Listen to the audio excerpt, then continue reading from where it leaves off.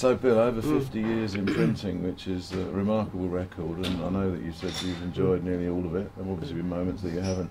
But how do you see the future evolving with screen and digital? Yeah, it's an interesting question because people tend to think of processes as, you know, individual processes, which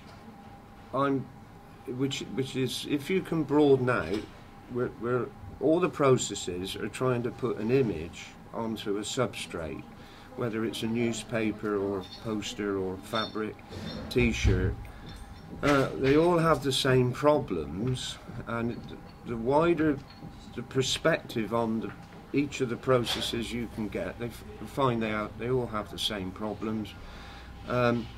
New developments come in and impact considerably on the process, printing processes. Digital came in the 1980s through to the developing from the early 1990s, and of course impacted heavily on screen printing. But I'm convinced, looking at the past, that each digital will not destroy screen printing, and screen printing will not destroy digital. They'll complement, and I don't think we should be worried about how the marks get on the paper, particularly, as long as we know the process and what it can do. And I think digital should be looked on as an opportunity and not a threat, and it can complement screen, and screen can complement digital. If you want to look at specifics on that, digital has developed now to print onto a wide range of surfaces, from fabric, display materials, glass, or anything else you want to name, and that's fine. One of the key issues with any print process is how fast will it go. That's one of the issues that occurs, and digital may have reached its top production speeds.